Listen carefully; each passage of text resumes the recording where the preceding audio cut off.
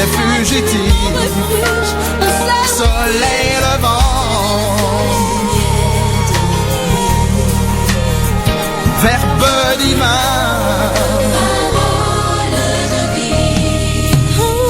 mélodie divine, cantique dans la détresse, soleil levant, verbe divin,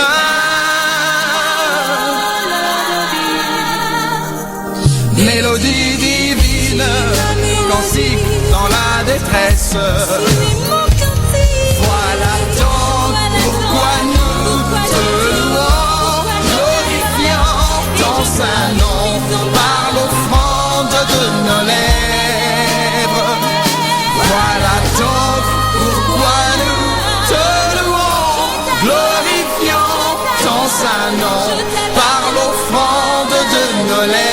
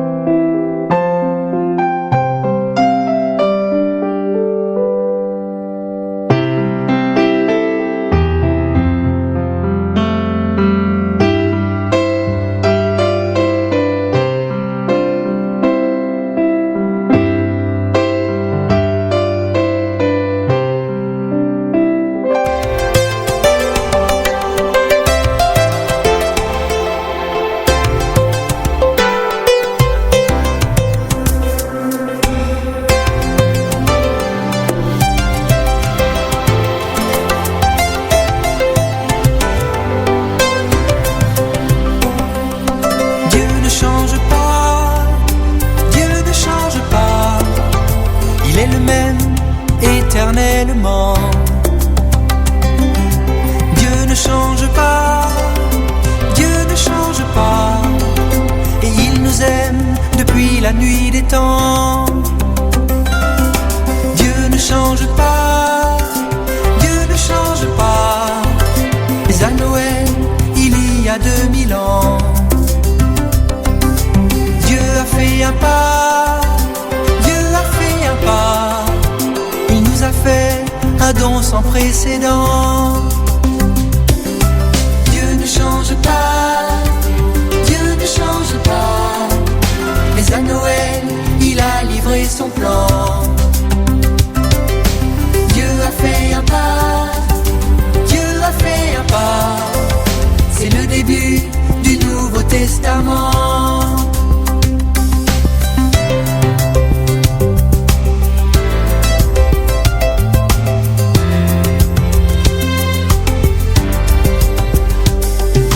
Depuis ce jour, le premier Noël, tout est devenu nouveau.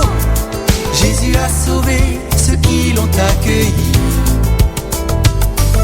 C'est par amour pour ceux qui l'appellent qu'il est descendu d'en haut, venu libérer ceux qui croiraient en lui. Depuis ce jour, le premier Noël, tout est devenu nouveau. Il s'est approché pour changer notre sort.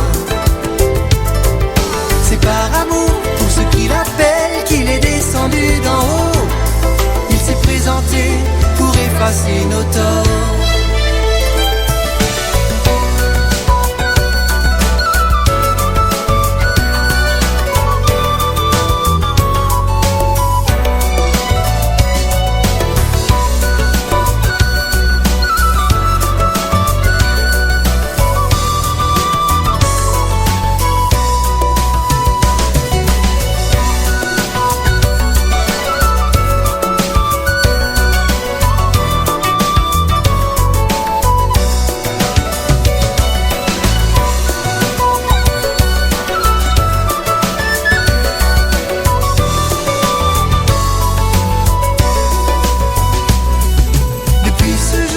Premier Noël, tout est devenu nouveau.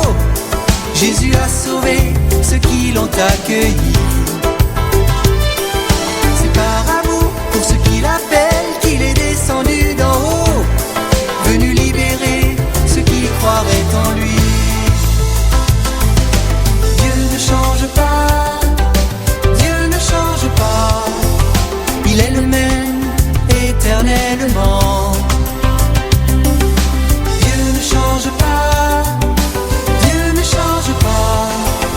Et il nous aime depuis la nuit des temps. Dieu ne change pas, Dieu ne change pas. Mais à Noël, il y a 2000 ans, Dieu a fait un pas, Dieu a fait un pas. Il nous a fait un don sans précédent.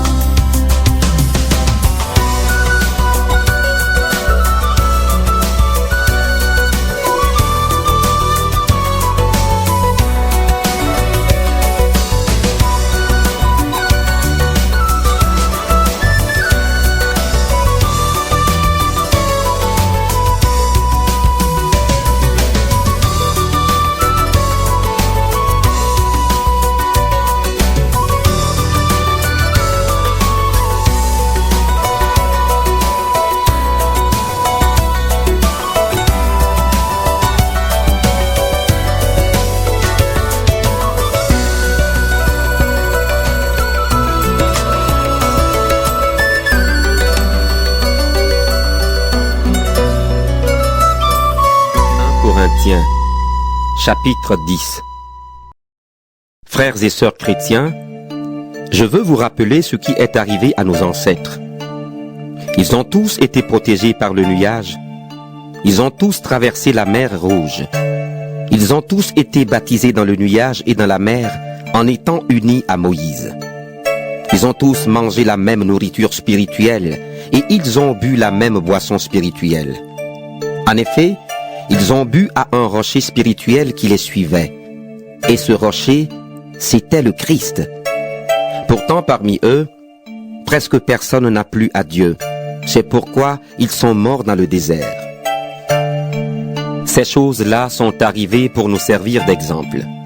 Alors, nous n'aurons pas envie de faire le mal comme nos ancêtres.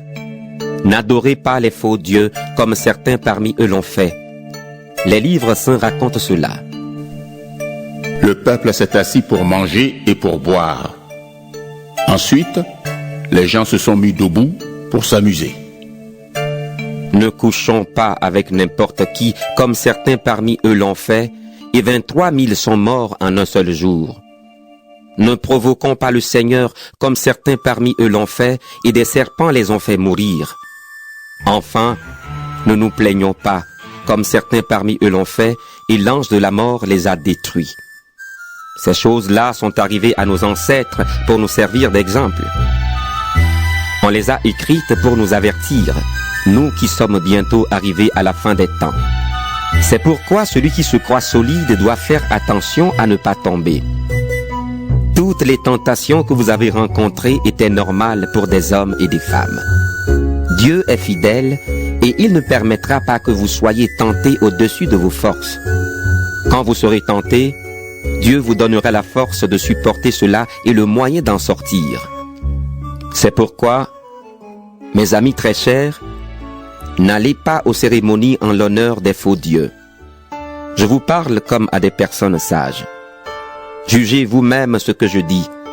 Nous remercions Dieu pour la coupe de bénédiction.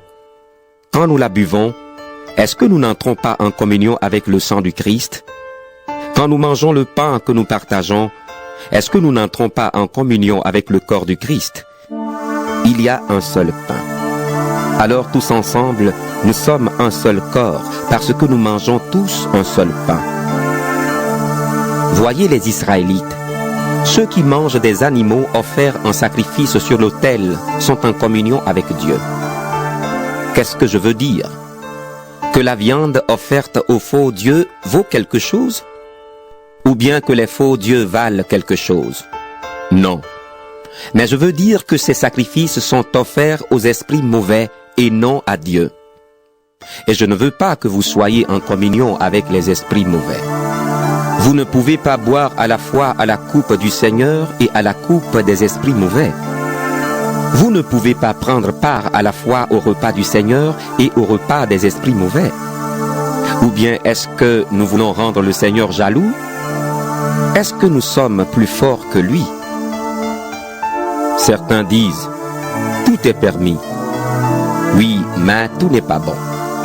Tout est permis, c'est vrai, mais tout ne construit pas la communauté.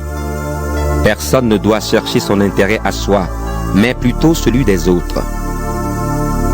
Tout ce qu'on vend au marché, mangez-en sans poser de questions, avec une conscience tranquille.